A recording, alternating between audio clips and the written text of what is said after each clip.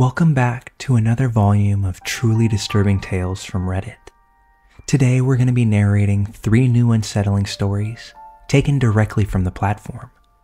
I encourage you all to sit back, grab a snack, and enjoy these terrifying personal accounts. Now, without any further delay, let's jump right in.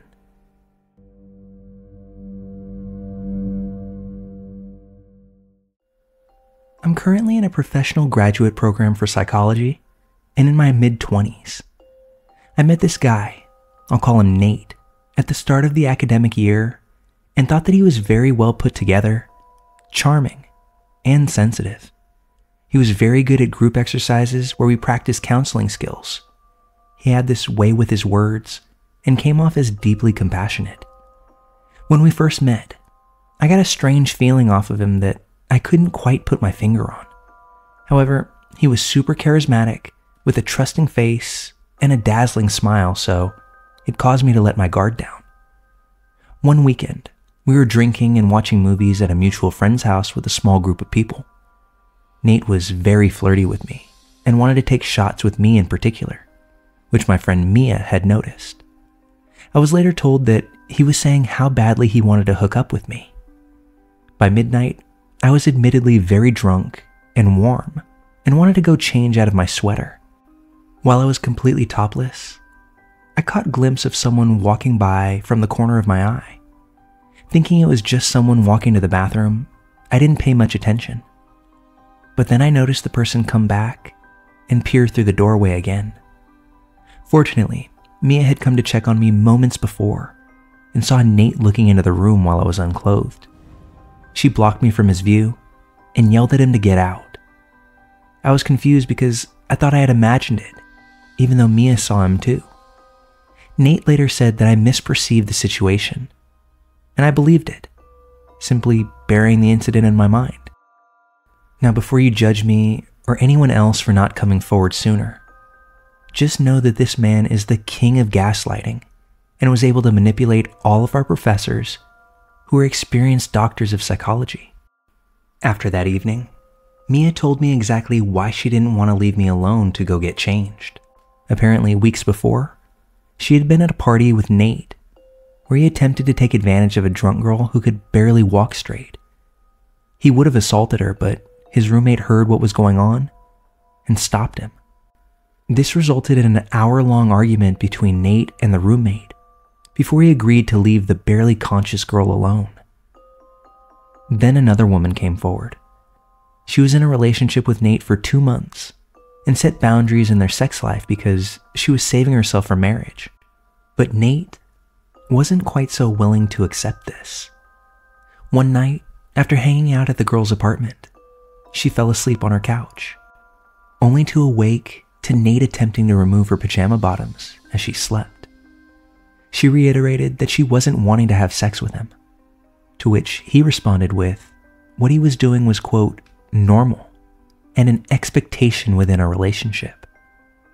As she regained her senses, he attempted to go even further before she made her way from the couch to the bathroom, locking herself inside and demanding that he leave. Before exiting though, he made sure to tell her that she was making a huge mistake by letting him walk out the door. Another classmate, who was emotionally vulnerable at the time, dated Nate for about 4 weeks and said that he constantly projected, gaslit, and manipulated her. When she confronted him about the concern she had about his alleged behavior towards women, not knowing the exact severity of it, he berated her for being abusive to him, for bringing up things that happened, quote, years ago, which is a line that he used on multiple women. And it also makes me think that he has past allegations beyond the ones that I'm sharing. He justifies all of his behavior, no matter how egregious, and claims that he is actually the victim. The only person that tried to stand up to Nate, his roommate, was discredited and retaliated against by him. He made sure no one would take her seriously and intimidated and manipulated her into not reporting the incident and remaining quiet. He has lied to and deceived people to discredit his victims and uses people's personal information and compassion against them. Unfortunately, the professors and managers only see the mask he wears, and they all seem to love him. I'm honestly scared of Nate and believe he is gaining the power of psychology as a means to take advantage of vulnerable people and fulfill his own ego. I know in my gut that he will continue to hurt women, including future patients and students. He has his next hunting ground set too. He was appointed the training assistant of a counseling skills class where first-year students disclose personal information in order to practice therapy skills. Most of his students will be young, compassionate women who won't know what hit them. I'm terrified, so I brought this information, along with witnesses and tons of hard evidence, to the committee that investigates misconduct.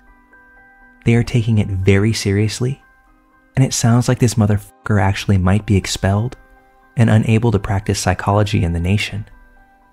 This would be the best possible outcome. But he was tipped off that women in our class, including me, are involved in a report against him. He's emotionally unstable and has a history of retaliation, so that's not great. He has already sent me a text saying that he needs to talk to me before, quote, things get out of hand. At this moment, he thinks there is no way he will be held accountable for his actions, and I truly think that he believes he's done nothing wrong.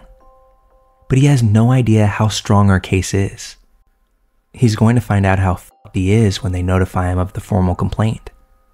Then it's only a matter of time before he finds out that I initiated the process that's going to bring him down. Kinda scary, but it feels all worth it. Nate is the ultimate wolf in sheep's clothing, and it's terrifying to think he could have become a counselor with that much power over vulnerable women. I can't believe a person like this exists, and I'm glad so many women have come forward to stop him. Update.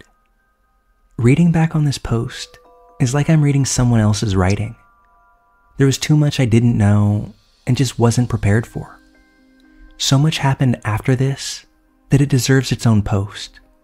But long story short, another survivor, Sophia, not her real name, and I went forward and participated in a Title IX misconduct hearing against Nate.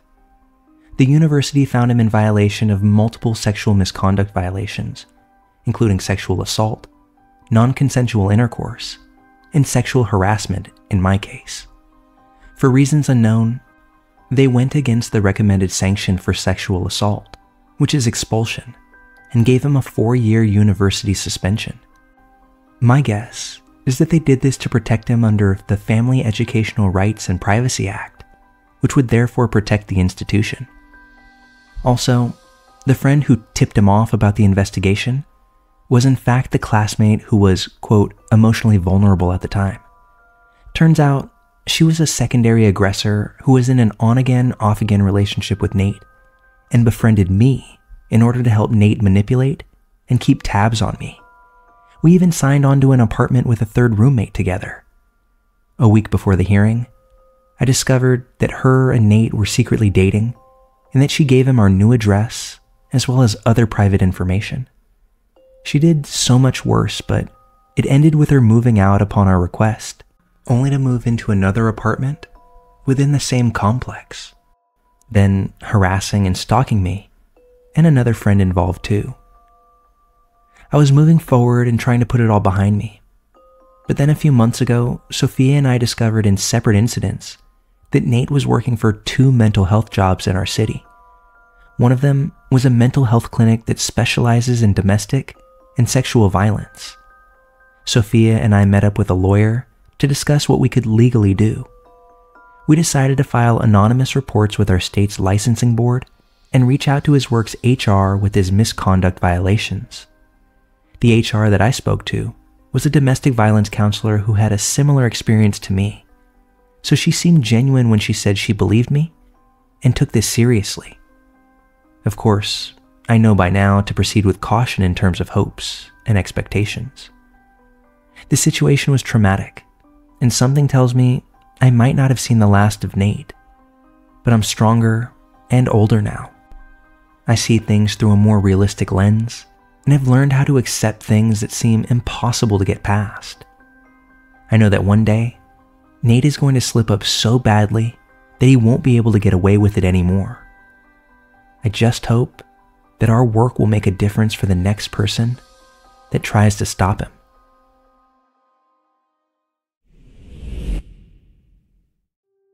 This happened 2 nights ago, and I haven't been to sleep since, thinking that this guy is coming back for me. I've spoken to the police already, and they sent a car out to do a patrol, but nothing else has happened, which I'm thankful for. I don't know if I'm overreacting, but this situation really has me freaked out. At about 11 p.m., I was taking my dog out for a pre-bed poop. I happen to live in a semi-urban neighborhood where very few people are out after the streetlights come on at night. As I was walking, a man came out of an alleyway towards me as I walked past. He said, "Excuse me, miss." And my dog and I both got a fright. And then she started going off on him like I've never seen her do before. She's a pretty little rescue border collie retriever who can be reactive to people, so sometimes barks and panics. But this was something else entirely. She was going absolutely ballistic, lunging, growling, barking and snapping at him like she was ready to rip his face off. At first, I thought it was because he gave her a scare, but as soon as I looked back at him, my stomach dropped, and I had an instant sick feeling telling me that I needed to get away. There was nothing particularly scary looking about him, but something deep inside me was telling me to run. I told him it'd probably be best not to come any closer. I said that my dog was dangerous and she would bite him. But he just kept coming closer. As he was saying, "Let me come closer," over and over again as he kept inching towards us. My dog finally planted herself between he and I, and that's when he said, "Do you know where 456 Main Street is?" This question sends a cold shiver all the way through me, because that was my address. I had never seen this man before in my life, but somehow he just managed to pull my address out of thin air. I told him I had no idea where that was, and then to scare him off, I told him again that he needed to leave because my dog would attack him if he got any closer. But he just kept saying, "Let me come closer," as I backed away. Once there was a little space between us and the guy, we turned and bolted towards an area of the neighborhood that had more street lamps and a higher chance of having other people out. But I didn't run back towards my house, lest I give this guy a chance to not only see where I lived, but also so I wouldn't lead him right to it. I remember glancing over my shoulder as we began to run, thinking that if this guy chased after us, that I'd at least want to know what I was up against. But he never flinched. As we took off, he stayed planted. Once we landed at the spot where I felt it was safe to stop, I turned and looked again, only to see nothing and no body behind us. I called my housemate and told her to make sure that the doors were locked. Then I waited under the streetlight until she came out and met me. Even as I'm telling this, I hope to high heavens that that man just pulled a random address out of thin air, and it just so happened to be mine, but I don't like the chances of that though. The game he was running, I have no clue. How he got my address, I'm not sure. Was I going to let that creep get any closer to me and my dog? Absolutely the f*** not. Back in September of 2002, my wife was in her 7th month of pregnancy with our first child. We lived in Ohio at the time, and she wanted a baby shower. Since most of her family and close friends lived in Baltimore, Maryland, we planned that we would travel to Baltimore and have the baby shower there on Saturday, October 19th, 2002. But October 3rd and 4th brought the horrifying realization that a serial killer was on the loose in the Baltimore, Washington, D.C. area. We naturally re-examined our plans, but decided to go through with them all the same. After all, the likelihood of being this sniper's victim was practically zero from a statistical point of view. My wife and I listened to the news of the Beltway sniper in the days leading up to our trip. It was getting a bit more scary as the death count climbed to 9, and there were 2 additional people who had been wounded. In the 11th hour, we decided that we would still go, but we would take the Pennsylvania Turnpike over to I-70 and then I-70 through Hagerstown, Maryland, then Frederick, Maryland, and into Baltimore. Around 5 p.m. on Friday, October 18th, 2002, my wife and I picked up my mom and my stepsister, and we set out for Baltimore together. The trip was going slowly, but was otherwise uneventful. We had used the time to review the plans of what to do when we needed to stop during our trip out. The plan was that we all go together.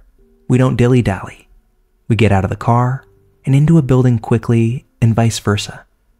No one was to stay in the car alone. Well, as happens eventually, around 12:45 a.m. on Saturday morning, we all needed a restroom break. We pulled off into a rest stop near Frederick and parked right in front of the door to the bathroom facility. The rest area was largely empty, but there was a dark blue, late model 4-door sedan parked head in, facing the door to the restroom. I parked next to it, and we all quickly reviewed the rules. If I were to finish first, I would wait for them, and we would all return to the car together. We then got out and raced to the restrooms. As I ran into the restroom area, I didn't pay too much attention to the car we parked next to, other than to make sure they didn't open their doors the same time we did. The night itself was crisp, cool, and full of moisture. I of course finished first, and then I stood out by the exit, but stayed inside the building. The doors and the walls were all glass, so I nervously scanned the parking lot for anything that may have looked off. Satisfied that there was nothing ominous in the parking lot, I turned my attention to the blue sedan. I travel a lot, so I naturally took note that their license plates were from New Jersey. In the front seat were 2 African American males. The one behind the steering wheel was middle-aged. He was awake and staring right back at me. Next to him was a sleeping teenager. I remember feeling a chill go down my spine as I watched him watching me. At this time, the authorities hadn't released info on the sniper, and they didn't know of the ominous role that a car played in their killing spree. So I was ignorant of the danger that these 2 really presented. A few minutes passed before my family returned and we all ran back to the car. In a flash, we sped away and continued on to our destination. Although I remember noticing something weird about their trunk. My family was poor growing up, so we sometimes had to pop out a broken lock and couldn't afford to fix it right away, so we would rig the trunk to open using a screwdriver. I remember thinking that's what they must have done with their trunk. Although, it turns out, the hole in their trunk was to shoot out of while staying concealed. The baby shower went well, and my wife had fun. We didn't go out for meals, but slept and ate at her mom's house in Baltimore. On Sunday morning, it was time to head home. We took a much more northern route going home just to be safe. About a week or so later, once they had captured the Beltway snipers, you can imagine the renewed chills running down my spine when in the newspaper, the face of the man that had been staring at me when we stopped to pee at the rest stop, John Allen Muhammad, was staring back at me once again. There was also a photo of the car we had parked right next to. And scarier still, the reports that they had been captured in the exact same rest stop where we had parked next to them about a week earlier. I can only assume that the teenage boy that had been asleep next to him was 𝐦𝐨𝐫𝐞. Fortunately, they were both in the front seat, and this was where they had planned to hide out and sleep. So it's likely that they wouldn't have killed at this rest stop. Therefore, I feel we weren't in danger during this encounter. Had it been elsewhere, though, we may well have been.